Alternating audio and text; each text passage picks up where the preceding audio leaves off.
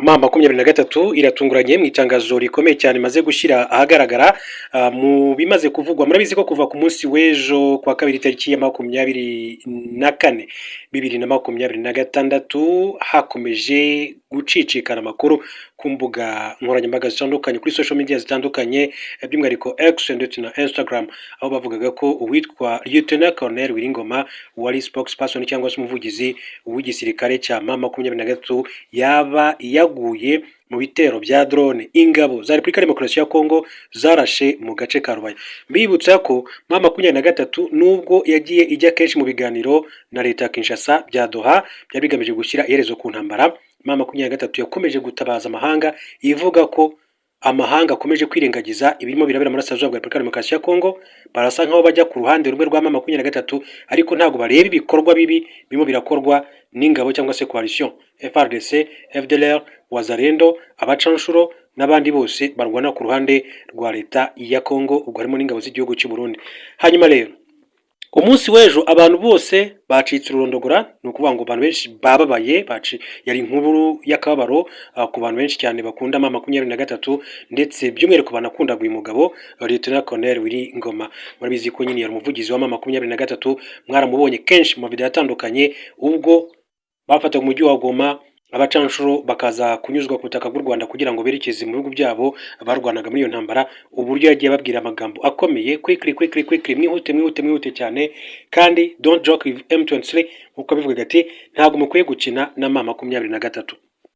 Hanyuma rero nyuma y'amakuru yose yakomeje kugenda avugwa, ndagira ngo mbabwire ko mbazaniye indi nkuru ikomeye cyane. M23 iratunguranye, ariko mbere gato yuko tujya kuri iyo nkuru, reka mbanze mbabwire ko mu yandi makuru mu buryo bw'incamake agezweho muri aka kanya, mbabwire ko Trump yongeye gushyira intambara muri Repubulika Demokarasi ya Kongo muzo yamaze guhagarika.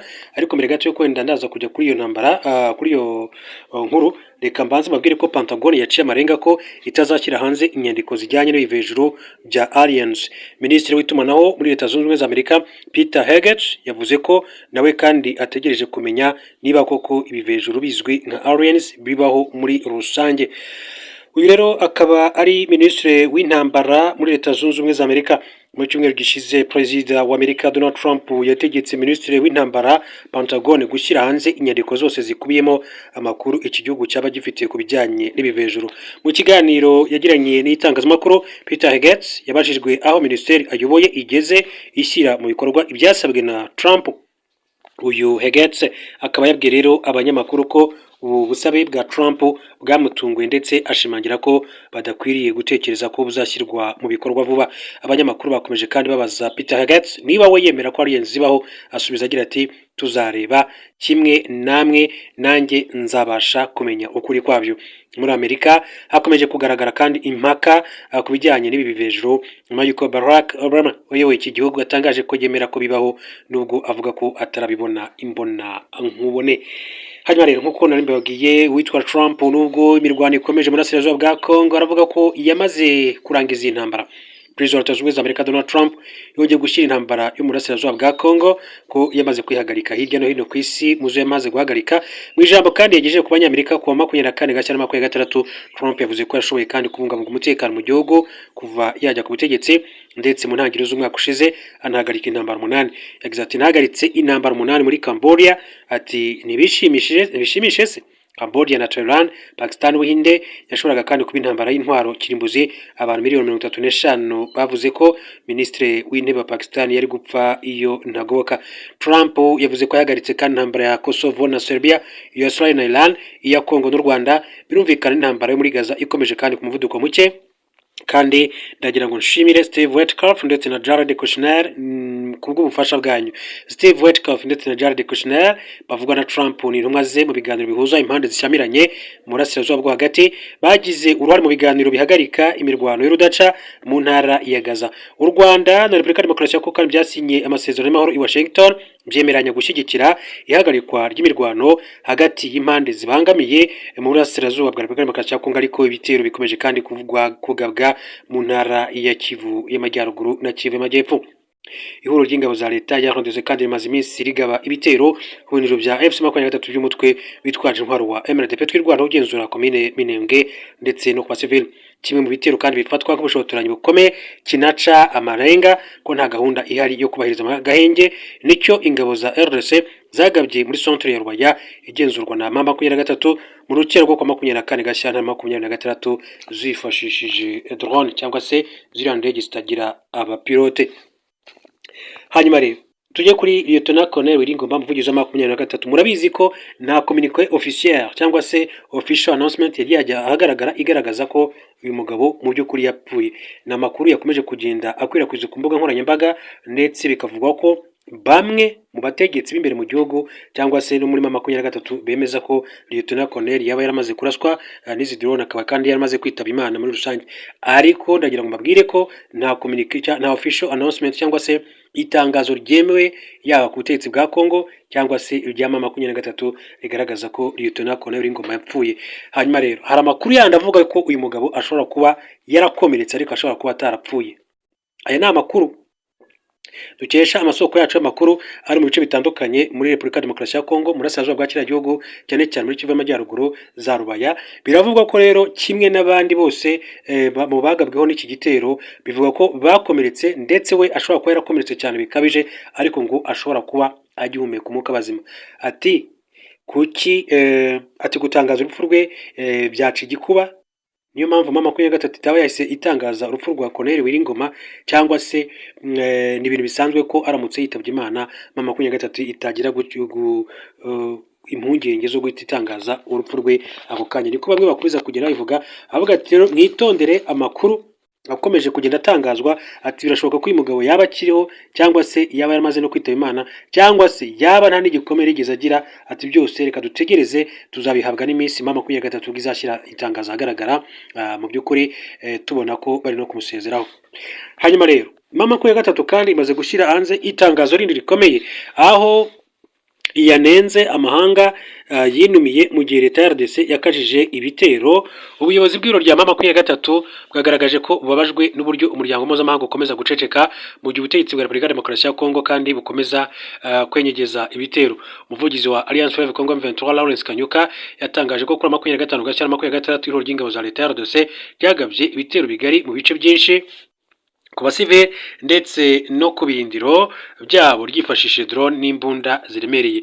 Kanyuka yasobanuye ko hari igitero cyagabwe mu gace ka Rutigita, Rugezi ndetse no mu bindi bice bihana imbibi muri komine Minembwe na Kizatungura ndetse muri teritwari ya Karehe. Yagize ati ibi bitero rero biri gutera impfu, ati guhunga ko abaturage b'abasivili benshi bigateza kandi ikibazo cy'ubutabazi gifite ubukana bukabije.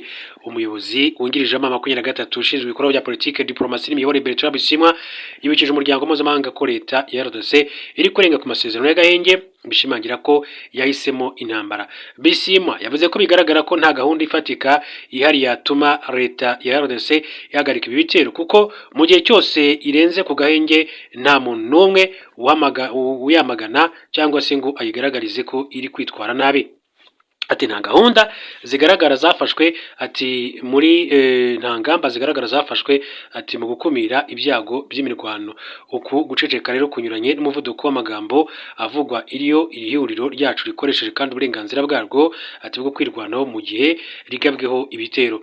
Ibitero byagabwe kuri 25 Gashyantare bikurikiye ibindi bya drone byagabwe n'ingabo za Repubulika ya Demokarasi ya Kongo muri centre ya Mesisi na mu nkengero zayo kwa 24 Gashyantare. Mu yandi makuru akomeje kugenda avugwa, reka mbabwire ko nyuma y'urupfu rwa Lieutenant Colonel Wiringoma mama 23 nyine ikomye amahanga, nibyo twavuze tugaruka mu kanya gatoya. Aho reka nce mu gihugu cya Uganda mbabwire ko Charlene Ruto n'umukobwa Perezida William Ruto yasuye umugaba mukuru w'ingabo za Uganda UPDF General Muhoozi Kainerugaba. Bahuriye kandi kuri wa gatatu ku cyicaro gikuru cy'ingabo zidasanzwe CFC Entebbe mu gihugu cya Uganda.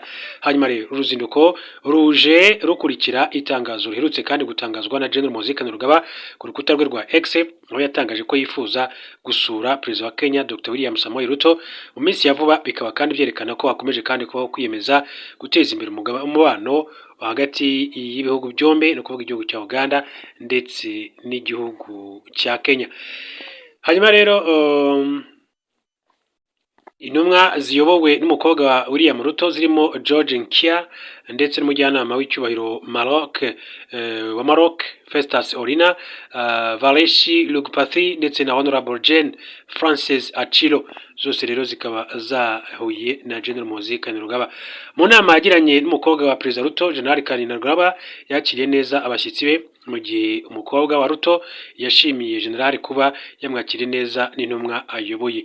Abafatanyabikorwa bombi bo muri Afurika y'Iburasirazuba basangiye ibirenze umupaka, aho abaturage benshi cyane bavuga indimi zimwe kandi bagasangira imico gakondo hamwe n'indangagaciro za basekuruza, bigatuma kandi ubumwe budasanzwe hagati y'impande zombi.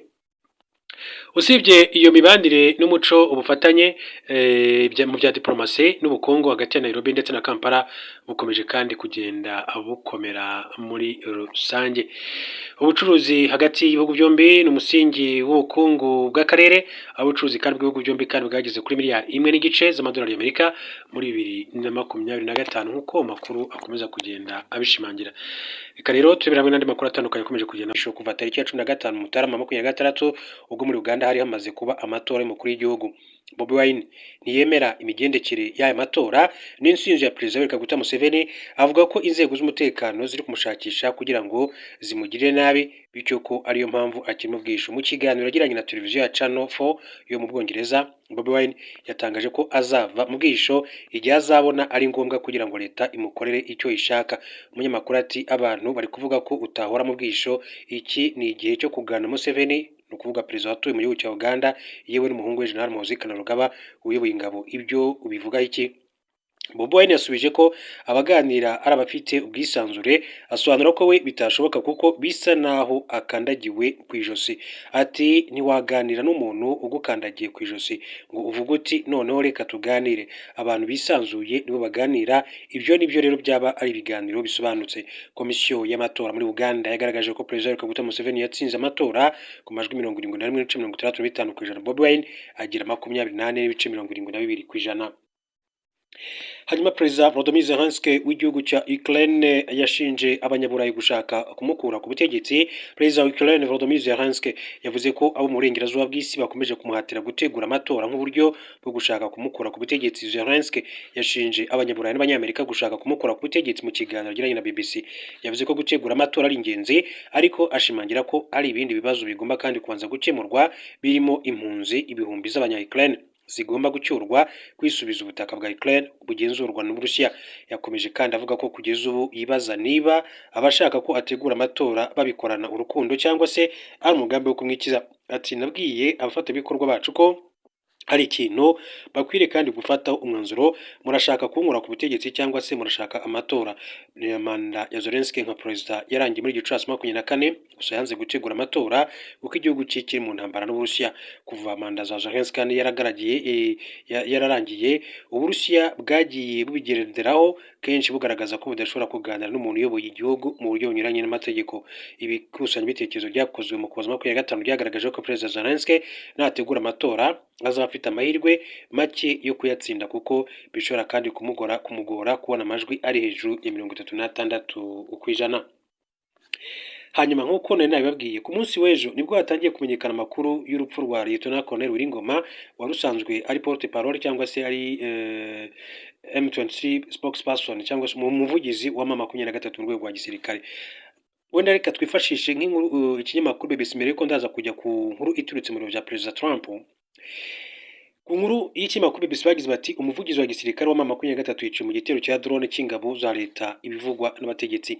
Ati umuvugizi wa gisirikare w'umutwe w'inyeshyamba wa M23 Lieutenant Colonel Wiringoma yiciwe mu gitero cy'indege zo mu ntambara zitajyamo umupilote drone cy'ingabo za leta mu burasirazuba bwa Repubulika ya Demokarasi ya Congo mu rukera rwo kuri wa kabiri. Ati nk'uko bitangazwa n'ibiro n'amakuru by'abongereza Reuters yasubiyemo amagambo y'umudiplomate wo mu karere, umutegetsi mukuru w'umunyeshyamba ndetse n'umujyanama wa leta ya RDC wo mu burengerazuba bw'isi. BBC News Agency Gahuzamiryango yagerageje kandi kuvugana na M23 n'ingabo za DRC FARDC. Ati kugeza ubu ntibirashoboka, ntacyo DRC yahise itangaza ku mugaragaro ku gitero cyiciwe muri Lieutenant Colonel Wiringoma. bibaye mu gihe kandi ibikorwa by'agahenge bigirwamo uruhare na Qatar bikomeje, aho Kinshasa na M23 byasinye amasezerano i Doha yo gushyiraho uburyo buhuriweho bwo kugenzura agahenge burimo ndori za Qatar, Amerika n'umuryango w'ubumwe bwa Afurika Union Africaine. Umuryango w'abibumbye ONU, DRC n'ibihugu byinshi cyane byo mu burengerazuba bishinja u Rwanda gufasha umutwe wa M23 ugenzura ibice byinshi cyane byo mu ntara ya Kivu ya ruguru no mu ntara ya Kivu y'epfo birimo n'imijyi ya Goma na Bukavu. U Rwanda ruhakana gufasha M23 rukavuga gusa ko rwashyizeho ingamba z'ubwirinzi. Iki gitero cyabereyemo hafi ya Rubaya mu ntara ya Kivu ya ruguru ahagana mu masaa 9 z'ijoro nk'uko Reuters bitangaza, kibaye nyuma havugwa ibitero bya drone muri ako gace. M23 ikabishinja FARDC irabihakana. Rubaya ni agace karimo ibirombe by'amabuye y'agaciro cya Rubaya gicukurwamo rero hafi 15% bya kolta ikenerwa ku isi hose nk'uko iyi nkuru yakomeje kugenda ibigarukaho muri rusange. Hanyuma ati urupfu rwawe Ringoma rusobanuye iki muri iyi ntambara? Ndarwanira ko Kongo iba inzira kurushaho, ati kandi iba nziza kurushaho, ati ni kimwe mu bisubizo yampaye ubwo duheruka kuvugana mu mpera z'Ugushyingo, ati gushize nongeye kandi kumubaza impamvu we ubwe ari mu ntambara. Igisirikare cya DRC FARDC cyemeje ko cyakoze ibitero muri centre ya Rwaya n'uburasirazuba bw'igihugu kwa kabiri kigahitana Ringoma umuvugizi w'umutwe wa M23 nk'uko umunyamakuru wa BBC Kinshasa bivuga. Dusubiye inyuma mu Gushyingo 21 nyuma y'imyaka 8 M23 itavugwa, imirwano kandi yongeye kubura mu misozi ya Canzu na Runyoni munsi y'ikirunga cya Sabyinyo. Icyo gihe ni umutwe wa M23 wari wongeye kandi kwisuganya warwanaga na FARDC. Mbere y'icyo gihe kandi sinarinzi Ringoma kandi si abantu benshi nk'ubu ati bari bazi iri zina. Guhera mu 22 nibwo Major Ringoma umuvugizi wa M23 yatangiye kumvikana kenshi ati mu bitangazamakuru. Nk'akazi kanjye ati nk'umunyamakuru sinatinze kandi kubona telefone ye. Benshi twaherukaga iya Colonel Jean-Marie Vianney Kazarama wahoze ari umuvugizi wa M23 kugeza ineshejwe kandi igacikamo kabiri muri 2013. Amaze kumenyekana Ringoma yagiye kandi yumvikana avuga ko yari muri M23 kuva muri 2012 nyuma yo kuva mu ishyaka rya UDPS ryatsinzwe na Etienne Tshisekedi ubu rikuriwe n'umuhungu we Perezida Felix Tshisekedi. Mu myaka mike ishize yanyohereje amafoto ya kera anyereka ko yahoze ari umuntu urubyiruko rw'imbere mu ishyaka rya UDPS. Gusa BBC ntiyabashije kandi kugenzura mu buryo bwizewe ibi yavugaga. Bamwe mu b'imbere mu mutwe wa M23 ubu baremeza ko Ringoma yishwe arashwe mu gitero cya drone z'ingabo za FARDC mu gace ka Rwaya kwa kabiri mu Gicuku. Amakuru ataremezwa neza aravuga ko bamwe kandi mu bandi bakuriye uyu mutwe bari kumwe nawe harimo abakomeretse. Umutwe wa M23 nturemera ku mugaragaro urupfu rwa Ringoma cyangwa se ngo uvuge neza uko byagenze muri ako gace karimo rero ibirombe leta ya Kinshasa kandi iherutse kwegurira kompanyi z'ubucukuzi bw'amabuye y'agaciro z'Abanyamerika. Gusa mu gitondo ahagana saa 11 kwa kabiri umuvugizi wa M23 Lawrence Kanyuka yanditse ubutumwa ku rubuga rwa X avuga ko ibitero bya drone byarashe buhumyi agace ka Rwaya byica abasivili b'inzirakarengane, abyita icyaha cy'inyokomuntu n'icyaha cy'intambara. Drone intwaro ikaze ya FARDC muri intambara. Kugeza ubu nta kirahamya neza ko ibitero Kanyuka yavuze byabaye saa 5 saa 8:43 z'igicuku i Rubaya. Urebye bivuze nyuma y'amasaha arengaho abiri bibaye, ari nabyo rero bitero byahitanye Colonel Ringoma wari ugeze ku ipeti rya Lieutenant Colonel muri uyu mutwe w'inyeshyamba. Gusa niba ari muri ibyo bitero yaguyemo, ibyo byerekana ko cyaba ari igitero cyakoranywe ubushishozi n'amakuru. Drone z'intambara zikoresha kamera yereka abazikoresha bari mu birometero, zishobora kandi no kuba amagana aho zigeze mbere yo kurasa aho bashaka ko zirasa. Mu ntangiriro z'uku kwezi Lawrence Kanyuka yavuze ko M23 yashwanyaguje ikigo cyo ku kibuga cy'indege cya Kisangani cyateguraga indege za drone zarasaga mu bice bigenzurwa na M23. Colonel Nanga ukuriye FC M23 kuri icyo gitero M23 yigambye we yongeyeho ko ubudahangarwa bw'icyo kibuga bwarangiye kandi ko izo drone ubu zizajya zirasirwa aho zituruka. Ariko ibitero bya drone na FARDC ntabwo byahagaze. Nyuma yaho ibindi bikomeye byakomeje kandi kuvugwa mu duce twa Minembwe nk'inkengero zabo muri Kivu y'Amajyepfo no mu bindi bice bimwe bya Walikare, Masisi na Rucuru muri Kivu ya ruguru. Kubasha kumenya neza aho umuvugizi w'umutwe wa gisirikare aherereye birashoboka ko atari wenyine ndetse no kwarashisha drone ntuhushe bisaba kandi amakuru ahagije n'ubuhanga mu gukoresha izi ndege nto cyane zikorerwa ahanini mu Bushinwa na Turukiya, zikoreshwa cyane mu ntambara zo muri ibi bihe muri iyi minsi ya none.